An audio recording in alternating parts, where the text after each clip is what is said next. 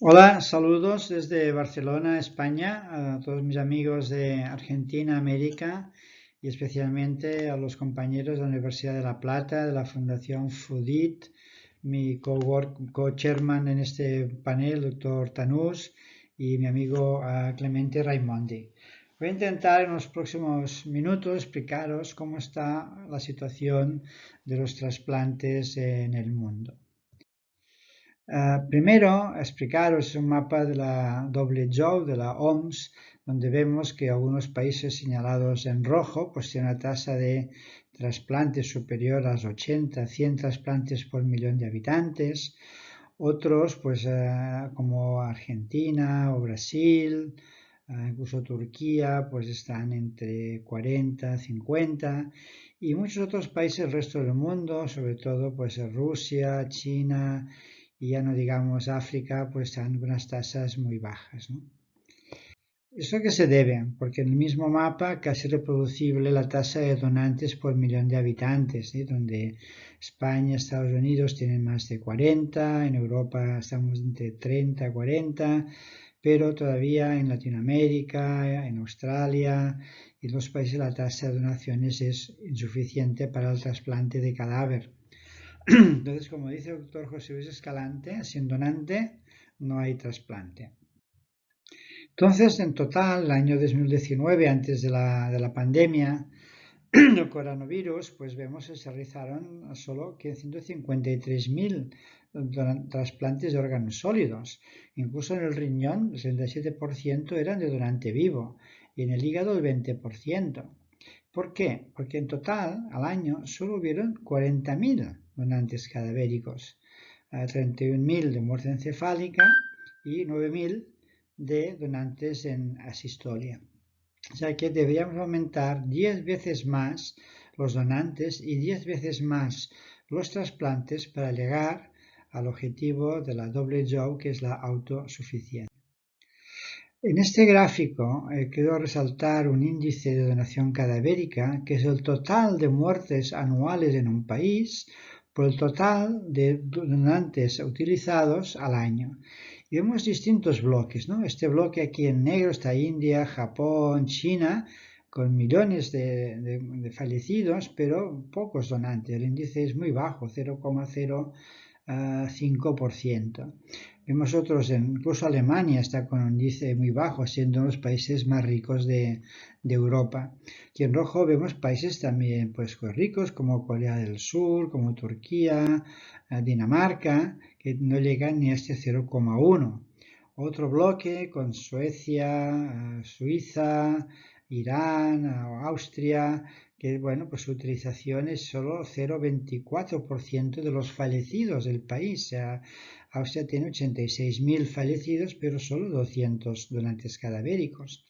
Entonces, si vamos a Argentina, que tiene una población más alta, con 336.000 donantes, no está mal, porque ha utilizado 883 donantes, 0,26. Y veis abajo que está casi el 0,5%, afortunadamente lo tapa quizá mi foto, que España está en 0,49. Es decir, que la autosuficiencia se defendería como que el 0,5% de las muertes de un país tienen que ser donantes utilizados o que el 1% de las muertes pueden ser donantes potenciales. Y entonces la tarea de nuestra fundación, The International Transplantation Institute, es ayudar al mundo a conseguir este reto. En este otro registro del IRODAT, International Registry Organ Donation and Transplantation, los más antiguos que existen en el mundo ya del siglo pasado, vemos la tasa de donantes por millón de habitantes, también antes de la pandemia. España estaba en 48, otros países como Estados Unidos 36, en verde países europeos. Y es que resaltar pues la gran situación y el buen hacer de Argentina con casi 20 donaciones por millón de habitantes, o sea, está en la parte alta de la actividad mundial. Evidentemente, pues cuantos más donantes, más trasplantes. Eso lo refleja el trasplante renal.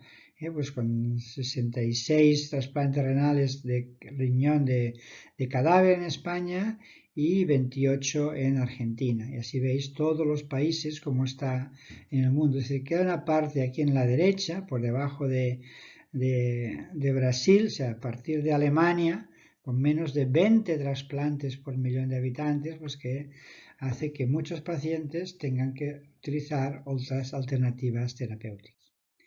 El hígado, que es un órgano para salvar vidas, Croacia es el número 1, con 30 trasplantes hepáticos por millón de habitantes, tiene una tasa muy alta. Solo utiliza donantes de muerte encefálica, no utiliza todavía donantes en asistolia, que luego comentaremos de qué se trata. España 25 y Argentina pues con 10, también está en la parte alta, aunque siempre se podría mejorar. Lo mismo sería para el corazón, ¿no? Con Estados Unidos y Eslovenia, los que más trasplantan. El pulmón, pues entonces a Austria, que también recoge muchos pulmones de los países de alrededor, etcétera. Y Argentina, pues quizá que sí que esos programas son más simbólicos de momento. Y lo mismo ocurre con el páncreas, que no tenemos en este registro datos de Argentina, aunque sabemos que algunos se hacen, y España pues está en esta situación. Bien, pero no solo de donación cadavérica se vive, un trasplante de vivo también es una gran elección. De los países que tienen menos tasa de donantes cadavéricos son los que tienen una tasa más alta de donación de donante vivo, sobre todo para riñón. El caso de Turquía, de Israel, de Holanda, Arabia Saudí, Corea del Sur. Entonces, estos países, incluso Estados Unidos, tienen una tasa de trasplante vivo para sus receptores muy alta. En España y Argentina veremos que es más un porcentaje complementario al trasplante de cadáver. Y muchos países, pues Bielorrusia, Moldavia, Panamá, China, pues quizá todavía Rusia están pendientes de desarrollar.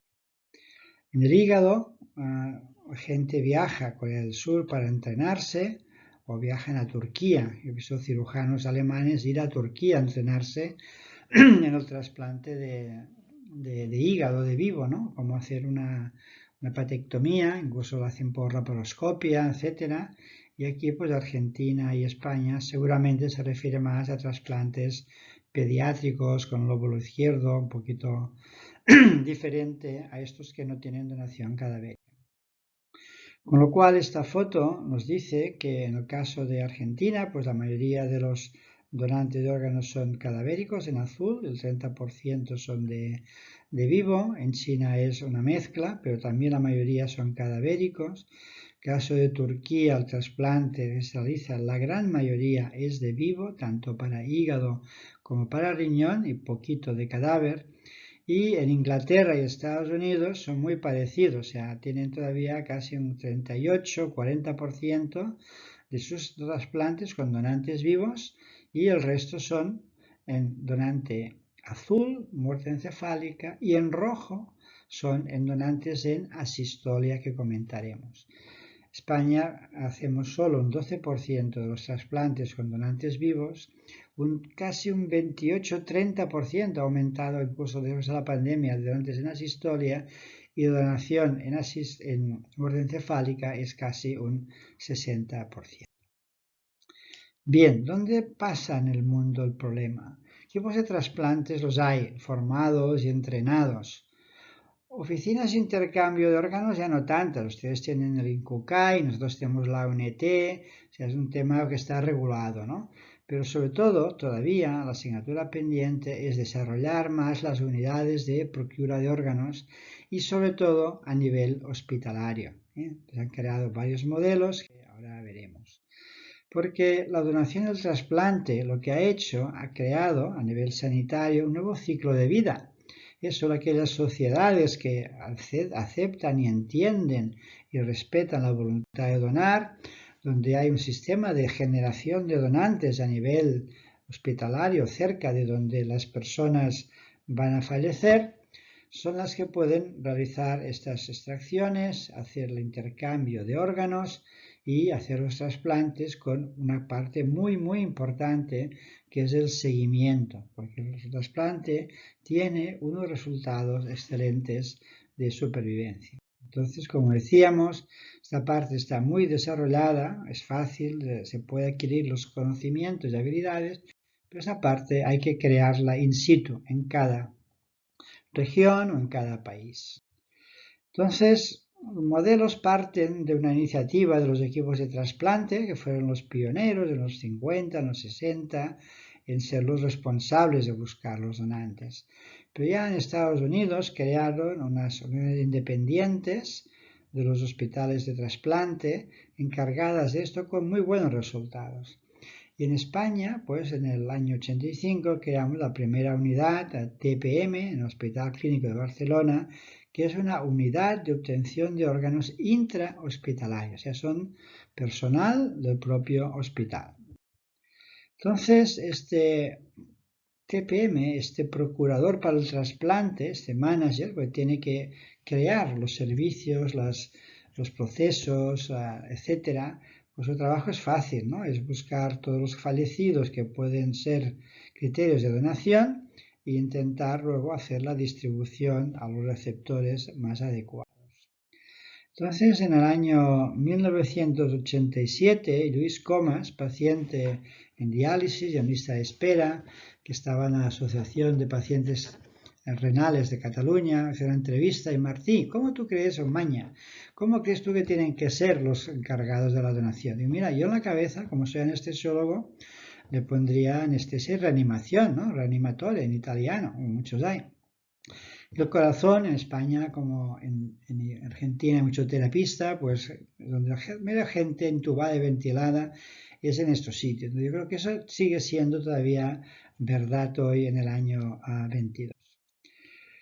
Pero lo que sí que es importante, y hemos tenido varias visitas en la zona del Cucaiba, con Clemente, con esto, entender que el hospital debe participar de la donación cadavérica, que es su visión. No tan solo tratar pacientes, sino con los cadáveres intentar generar órganos. La segunda parte es nuestros colegas, que cualquier hoy profesional de la salud, su misión delante de un fallecimiento es informar a los responsables, sea el Cucaiba, sea el Incucay, sea el curo de trasplantes, para la posible donación de órganos y tejidos. Perdonadme la voz, pero vengo de un resfriado de este fin de semana terrible. Entonces, ¿cómo armamos esta estructura de la unidad de obtención de órganos hospitalaria? Pues bueno, los recursos vienen del Ministerio de Sanidad, da su presupuesto a la región en España y la región compensa al hospital dependiendo de su actividad en obtención de órganos y tejidos o por el número de trasplantes.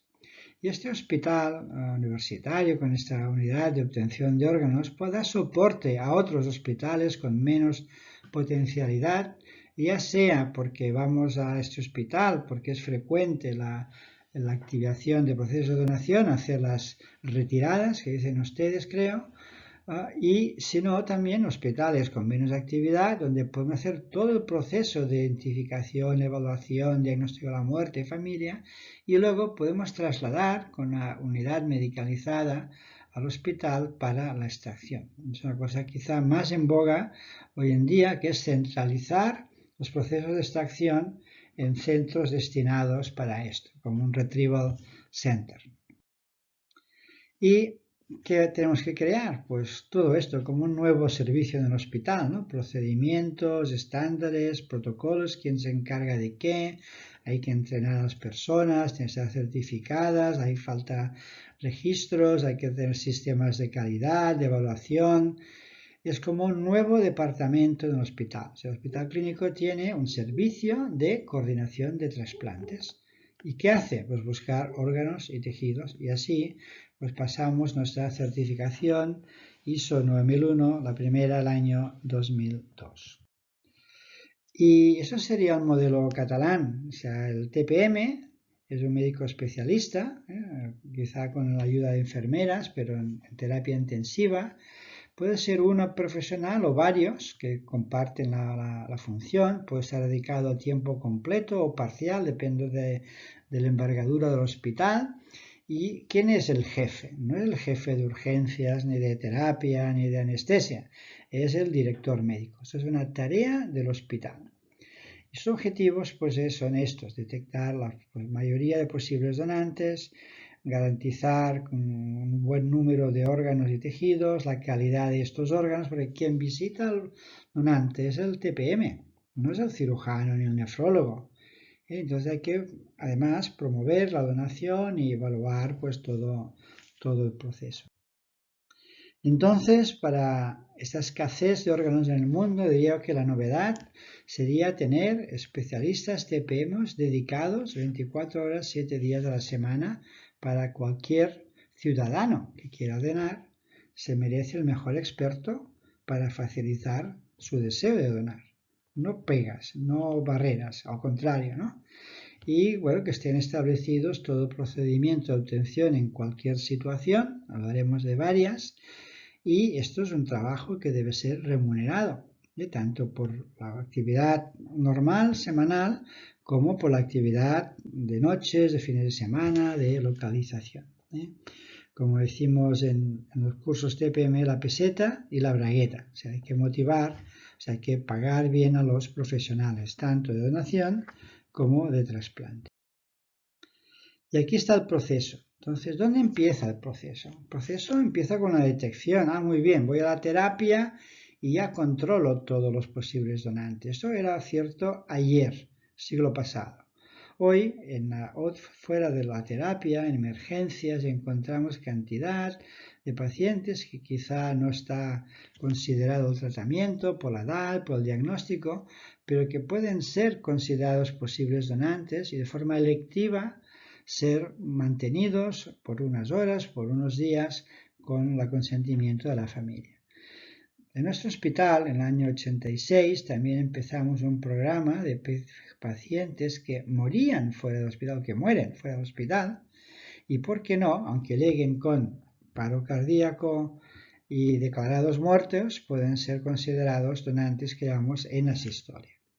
Entonces aquí viene todo este proceso que, como veis, pasa en la terapia. Por tanto, el mantenimiento de estos órganos o funciones de los órganos ya no vitales, porque está muerto, es lo importante. Hay que evaluar al donante y la función del órgano. Es muy importante el diagnóstico de la muerte encefálica. Recuerdo años en Argentina que Kukai había comparado unas máquinas de electroencefalograma para mandar a todas las provincias. Había un problema burocrático. Es un diagnóstico que se puede hacer en la cabecera del enfermo. Tenemos el ecodoppler. Hay muchos especialistas que conocen este diagnóstico y es algo de práctica médica, no solo para la donación, sino para la buena práctica del paciente neurológico. Bien, la familia. Sí que pueden venir de fuera a entrevistar a la familia, pero de dentro sabremos más, comunicarles las malas noticias, entender a la familia, saber cuántos miembros son, etcétera, etcétera. O sea que nuestra práctica, al menos en España y en muchos países, es más basada en el hospital que no expertos de fuera.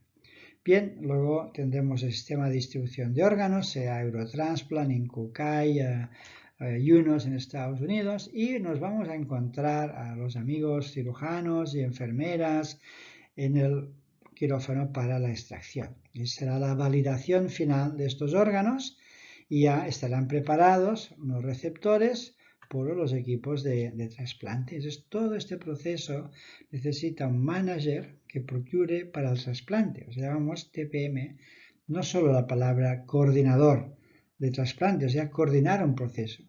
Nuestra tarea es hacer posible todo este servicio, ¿no?, de facilitar de pacientes fallecidos órganos para el trasplante. ¿Y cuántos hay? Amigos míos. Entonces sí, en la UCI, pues el 10 o 15% de las muertes en la UCI pues son considerados posibles donantes. Una UCI neuroquirúrgica será más alto que si es una UCI cardiológica. Pero también, ¿cuántos muertos hay en tu hospital? Pregunto aquí a los alumnos y lo podemos discutir en el debate. ¿Sabéis cuántos? A ver si lo sabéis el próximo día. Porque un 3 o un 5% de las muertes de vuestro hospital son posibles donantes potenciales, ¿no?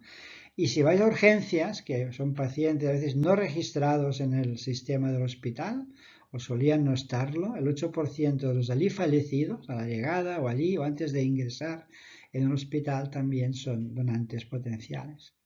Y encontramos, y os veré en otra diapositiva, que el 5% de las muertes, sobre todo cardíacas, fuera del hospital pueden ser considerados donantes potenciales en asistolia. Finalizado todo el proceso, una buena tasa de conversión sería que el 50 al 70% de todos estos donantes potenciales acabaran siendo órganos utilizados. Bien, este es un paper ya del año 2011, pero creo que tiene actualidad, que es el camino para la donación, y publicamos pues con varias gente de todo el mundo, y sobre todo Francis Del Mónico y Beatriz Domínguez. Y entonces, ¿dónde empieza el tema? ¿No? Con un posible donante, que es un paciente que tiene una lesión cerebral grave o un fallo circulatorio terrible, y aquí hay que empezar a sospechar, porque cuando ya clínicamente es sospechoso que está en criterios de muerte, ya es un donante potencial.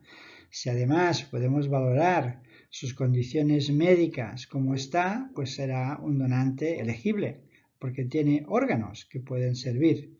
Y si ya obtenemos el consentimiento de la familia y todos los procesos legales, será un donante que podrá ir al quirófano para intentar hacer la extracción y llamaremos actua. Pero que queremos no solo sacar órganos, sino que se trasplanten, y así les llamaremos utilized donor. Entonces esa nomenclatura internacional es importante, que es un possible donor, lo que es un donante potencial, eligible, actual y utilized. ¿Y qué hay aquí en el centro? Todas las pegas que no nos llevan al resultado final. Fallo en la identificación, paro cardíaco por mal mantenimiento, condiciones médicas no buenas, problemas histológicos anatómicos, inadecuada perfusión de los órganos de trombosis, etcétera, ¿no? O sea, entonces yo diría que la clave sería pues tener estos expertos en el mundo, en cada hospital, llamo TPM, en castellano es muy fácil. ¿Quién es un TPM? No es un transplant por curar manos, no. Es un tío o una tía de puta madre, porque ¿qué hace? Es que de los posibles donantes convierte en órganos para salvar vidas. Y hay un camino, hoy en Argentina es el de la muerte encefálica, y hay otro camino para mañana, que es el de donante en asistolia, o donation after circulatory death, que también veremos. ¿Por qué? Porque cada día tenemos menos donantes ideales de criterio estándar, porque hay menos accidentes de circulación. En España solo el 4% de las donaciones son por cateterismo craneoencefálico por accidente de circulación. Tenemos más comorbilidades, la gente son más edad, aunque utilizamos donantes de 60, 70, 80 años, no hay límite de edad ya para la donación de los órganos, es órgano funcionante, pero quizá cuando hay un paro cardíaco ya se debe descartar la donación o todavía podríamos utilizarlo. Y aquí es donde os quiero llamar la atención, ¿no? Del año 2019 murieron en el mundo 55 millones de personas. ¿Quién puede ser donante? Mira, accidentes de tráfico, pero son solo el 2,3% de las muertes. Donantes en muerte encefálica, 1,2 millones.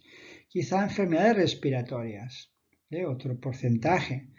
Pero la gran mayoría, hay unas enfermedades transmisibles que vamos a descartar, 10 millones de personas, pero la gran mayoría, el 27% de las muertes globales, son enfermedades cardiovasculares, o porque hay un proceso cerebrovascular, y estos ya los estamos utilizando, accidentes vasculares cerebrales, etcétera, y pueden ser en muerte encefálica o en asistolia, pero hay la gran mayoría, 8 millones, son pacientes que mueren fuera del hospital con una cardiopatía isquémica. Será la primera etiología de muerte, sobre todo en hombres en el mundo.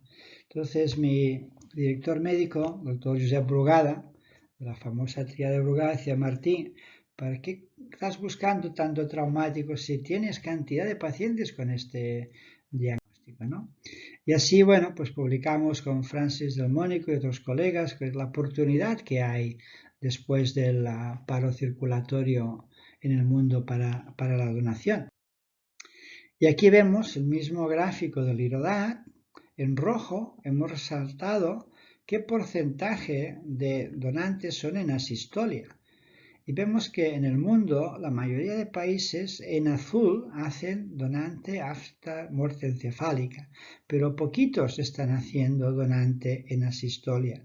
Y es una fuente importante, al menos en España y en Bélgica y en Inglaterra.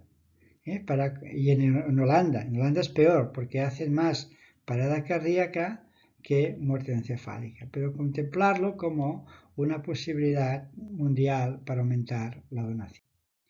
Entonces, ¿qué pasa? Que los donantes ya no están solo en el hospital, sino que una muerte fuera del hospital, en La Plata, en Buenos Aires, Córdoba o donde sea, o Mendoza, o un paro cardíaco fuera del hospital, es atendido, asistido y transportado al hospital. Nunca vamos a hacer ninguna maniobra para la donación fuera del hospital. Entonces, una vez este cuerpo o fallecido se trata de reanimar, pero finalmente es imposible y se diagnostica la muerte y se certifica, tenemos la posibilidad de armar unas técnicas de preservación que quizá podrían salvar el daño isquémico que hayan sufrido en todo este proceso, desde el paro cardíaco hasta la certificación de muerte o hasta la perfusión. Y luego podríamos extraer estos órganos. El tema más frecuente es lo que llaman pues el paro, donación asistolia controlada, que también tiene otro problema, que es la limitación del esfuerzo terapéutico en las terapias. Y esto, según mis conocimientos, en muchas partes del mundo no se hace. En América, en Asia, en España hasta hace 10 años no lo practicábamos de forma regular, se hace de otras formas, pero si hay limitación del esfuerzo terapéutico, porque el paciente lo quiere, la familia lo acepta, se podría combinar la limitación del esfuerzo terapéutico con la donación de órganos, y entonces seríamos lo que llamamos matrix 3 o donación controlada en asistolia. Bien, entonces después de ya haber reanimado, se declara la muerte. Vamos a informar a la familia que su fallecido, su familiar ha fallecido, duro, grave, lloran, pero rápido, entienden fácil que está muerto. Más difícil explicar la muerte encefálica y comprenderla, ¿no? Un tórax que respira, un corazón que late, etcétera, ¿no? Entonces veis aquí, eso es el tasa de negativas de la donación en España, que de promedio estamos en un 14%, pero cuando son donantes de muerte encefálica sube a un 16%, pero cuando son donaciones en asistolia solo un 10%. O sea, no ha sido un problema la entrevista con la familia para donación en asistolia. Es más un problema, es más poner en práctica dentro del hospital y a tiempo real y disposición para iniciar estos procesos, ¿no? Segundo tema es cómo vamos a tratar esta isquemia de los órganos que hayan sufrido, y con Ricard Valero en su tesis doctoral pues publicamos en el año 2000 que la recirculación normotérmica puede disminuir el fallo primario del injerto renal, o que puede disminuir el daño en la vía biliar, en el trasplante hepático, etc. O sea, en esa diapositiva de Paul Murphy de Inglaterra, pues evidentemente cuando hay la sistolia, todo este metabolismo se convierte en anaeróbico. Pero nosotros, igual que el teléfono, lo podemos recargar. ¿Cómo? Pues con la recirculación normotérmica regional. Entonces vamos a cambiar el metabolismo a que sea otra vez aeróbico. Y eso es lo que sucede. O sea, tenemos un cadáver diagnosticado de muerte, y allí podemos canular a nivel femoral, poner a nivel de de la cava y de la aorta, unas cánulas. Por el otro lado ponemos un Fogarty para bloquear a nivel torácico la aorta torácica y hacer una perfusión selectiva abdominal de los órganos abdominales, así como veis con este circuito de normotermia, ¿no? Que sube la sangre oxigenada y sale la sangre venosa. Eso se puede mantener por unas horas.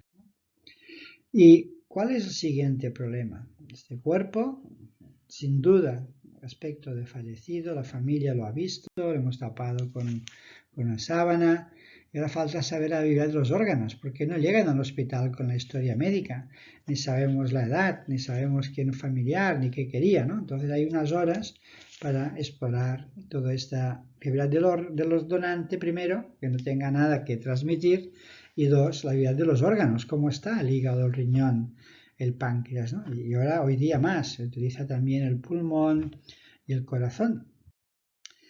Bueno, cuando es un donante controlado, que está en la terapia, por lo tanto está batiendo, antes de hacer la limitación del esfuerzo terapéutico, es algo que los intensivistas y anestesiólogos hacen a menudo, o los vasculares, ¿por qué no poner ya unas cánulas por Seringer a nivel femoral? Y así tenemos ya las cánulas puestas.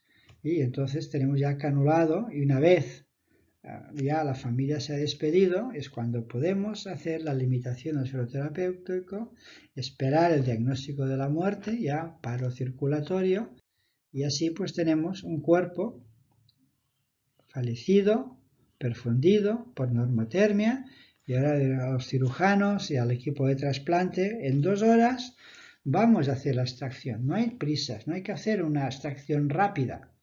Se os va a permitir, 1, recuperar los órganos, más tiempo aquí en normotermia.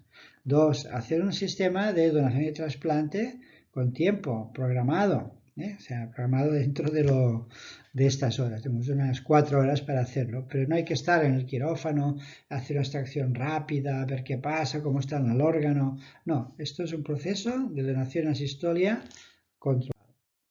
Y hoy empezamos en el año 86, no lo teníamos, el año 98 con Ricard Valero vimos un primer web lab de esta máquina de Transmedics en Estados Unidos. Se puede poner el riñón en una máquina y saber cuál es el flujo del riñón y cuál es la resistencia del riñón. Y según sea, aquí veis el flujo y la resistencia, vamos a aceptar los riñones o no. Y esto nos permitía programar a 6, 12, 24 horas los trasplantes. Y 2, analizar para evitar fallo primario del injerto sobre todo y también reducir el fallo primario. Entonces, según Federico Oppenheimer, nefrólogo de Hospital Clínico, a 10 años, en azul, veis que estos riñones de donantes de la calle, donors from the street, jóvenes, menores de 50 años, tienen una sobrevivencia superior a los donantes de muerte encefálica del hospital, que solamente eran mayores, 60, 70 años, días en ventilación, comorbilidades, etc. O sea que es una alternativa el utilizar riñones de donantes en asistolia por isquemia cardíaca. Lo mismo ocurre con el hígado, y con Santino Fondevila hemos hecho mucha experimental en ver este hígado, lo pongo o no lo pongo después de la isquemia. Sí, tengo las transaminasas, tengo más cosas, tengo la saturación de oxígeno, tengo el pH, bicarbonatos, pero... Y entonces quizá en una máquina también ex situ nos puede permitir ver cómo está este hígado funcionando y recuperar la isquemia o prolongar los tiempos, o técnicas de hoy incluso hacerlo crecer si pueden estar días perfundidos, ¿no? Entonces vemos como que este hígado pues llega a producir pues bilirrubina y entonces permitirá programar bien el trasplante. Bueno, entonces veis a la izquierda un hígado experimental de 90 minutos de isquemia y 4 horas en líquido frío, ¿no? En cambio, si se hace 1 hora de circulación normotérmica en el animal y 4 horas de ex situ, estos hígados pues son trasplantados y recuperados, ¿no?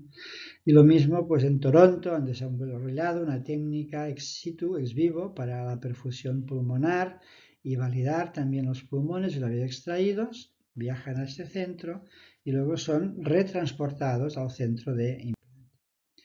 Y Peter MacDonald en Sydney, Australia, empezó a utilizar también corazones con 7 horas de isquemia desde la extracción hasta el implante del norte de Australia, Darwin hasta Sydney, y tiene estas ventajas, ¿no? de que permite la viabilidad, el transporte, expandir los criterios y recuperar la isquemia caliente, ¿no? Bien, entonces esta diapositiva os decía antes, pues fijaros que pues España tiene 16 donantes por millón en asistolia, Francia tiene 10, Inglaterra 10, Holanda 8, Estados Unidos 7. O sea, esperemos que más países se puedan ir sumando porque es una alternativa terapéutica, ¿no? Y entonces nuestro hospital, que empezamos en 85-86, los primeros casos en azul de donantes de la calle, cuando se empezó en España a implementar la limitación esferoterapéutica en todas las UCIs, el programa en asistolia controlado ha crecido muchísimo.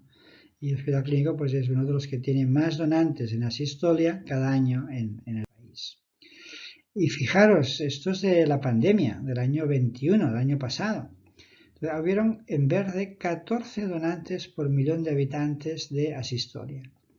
Hubieron 26 de muerte encefálica. O sea, si España no tuviera el programa en asistolia, ahora estaríamos con 26 donaciones por millón de habitantes.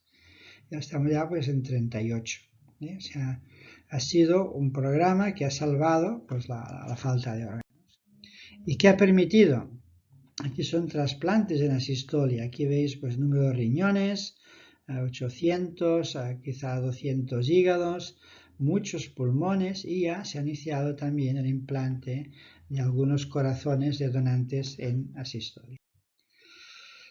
Bien, acabada esta parte cadavérica, recordar que los donantes también tienen tejidos, córneas, huesos, válvulas, piel, y que también la donación de vivo es una alternativa que debemos conocer a nivel mundial.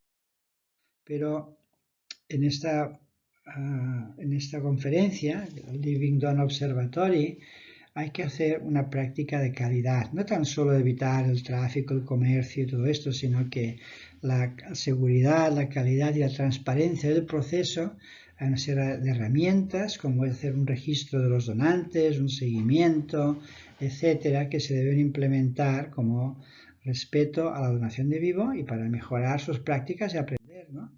Y bueno, aquí con Fran Del Mónico y Alan Leisman y Ana Mengíbar, pues estuvimos trabajando mucho en este tema, ¿no?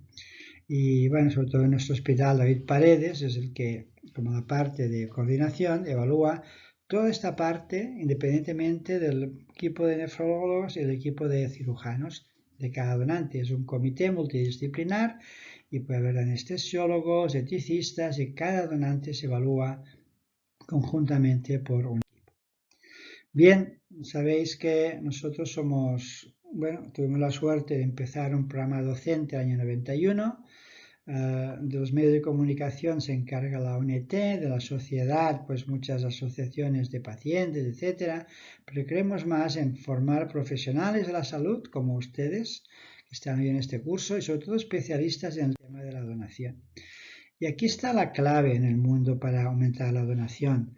Esto sería un vídeo que hemos hecho con, a ver si ahora puedo yo pasarlo. It is Saturday morning, and I'm starting my shift at the ICU. For the past few days, I've been taking care of Victor. 10 days ago, he was submitted to my ward with severe brain damage. He has 2 children. His family came every day to visit him. I am very concerned. Despite all our efforts, his condition kept getting worse. What I see this morning is that we have reached the point of no return. Based on the parameters we monitor, I am afraid Victor's brain has stopped functioning. We all know what that means, don't we? When the brain dies, life stops. Now that death takes its toll and the world seems to be falling apart for his bereaved family, the gift of life through organ donation may keep hope alive. Could Victor be an organ donor? What does that mean exactly? Let us go together through the various steps of the organ donation.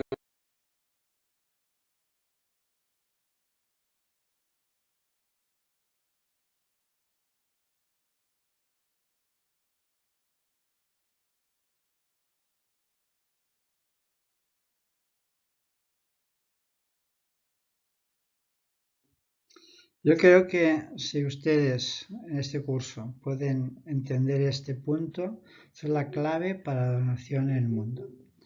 Bien, en resumen, nosotros hemos formado a 18.000 personas de más de 100 países en el mundo, online o face to face o mezclado. Tenemos la metodología docente que sigue también la Universidad de La Plata, con prácticas, simulaciones y acción. La pandemia nos ha llevado a desarrollar juegos y esto es un hospital virtual donde puedes encontrar a los donantes, al laboratorio de inmunología, a todos, y sí tenemos que hacerlo online, si no, estos 2 años no nos podemos ver. Existe un programa máster con sus módulos de procuración de órganos, sus módulos de leadership y management, de bancos de tejidos y también de trasplante por la Universidad de Barcelona. Y lo que hemos resaltado es el impacto que tuvo. Y creo que lo tuvo también en Argentina cuando visitamos 93 y 94, con la nueva creación del INCUCAI en la aumentación de los donantes, y que ha seguido hasta hoy con estos 20 donantes que tiene Argentina y muchos profesionales formados, ¿no? Entonces, España, puedo decir que en azul estas barras, el número de personas entrenadas, más de 1.600, y que la tasa de donantes ha aumentado.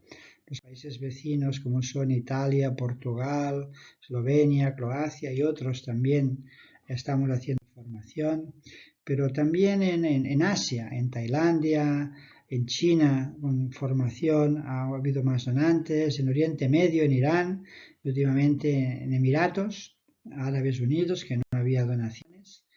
Y entonces hemos aprendido de ellos nuevos modelos de organizarse, no solo el modelo español. Entonces, en Irán encontramos que había una unidad de donación en cada hospital universitario. En Teherán tienen más de un donante al día en cada OPO. En China también crearon equipos independientes de los programas de trasplantes dentro del hospital. Y en Emiratos es una mezcla, ¿no? Hay una OPO que cubre los hospitales, pero intentando que haya gente dentro del hospital. Y ya conocemos pues el modelo de Argentina y sus posibles evoluciones, ¿no? Entonces, para acabar, ¿cuál sería la tasa, el final de esto, ¿no? Pues bueno, depende de la tasa de donantes, mi lista de espera va a subir o bajar y yo puedo hacer más trasplantes, ¿no? Entonces, esta diapositiva es European Registry of Dialysis y Transplantation, donde los países informan del número de trasplantes renales, cadavérico y vivo, por millón de habitantes de año. ¿Ves cómo está España? Bueno, no la veo porque está tapado por la foto, pero son unos 75. Y aquí por comunidades, y veis que la región de Barcelona, Cataluña, pues realizó el año 2000 102 trasplantes renales por millón de habitantes.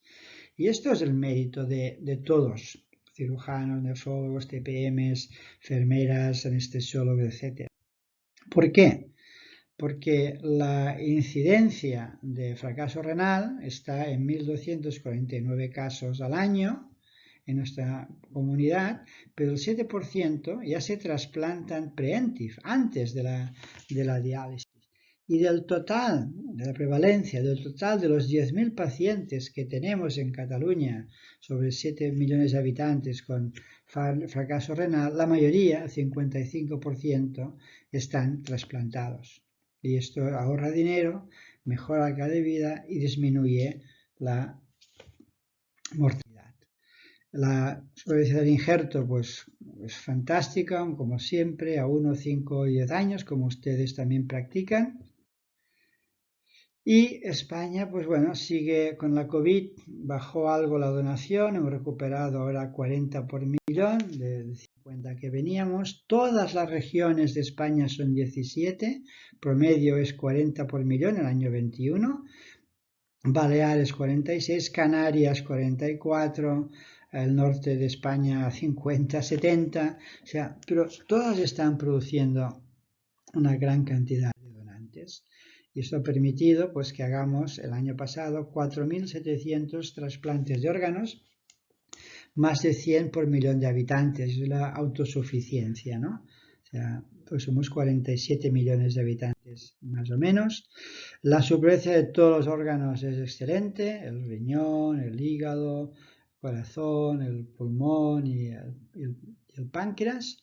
O sea, al año están en el 80 y a los 2 años 70, 80, a los 5 años, ¿no?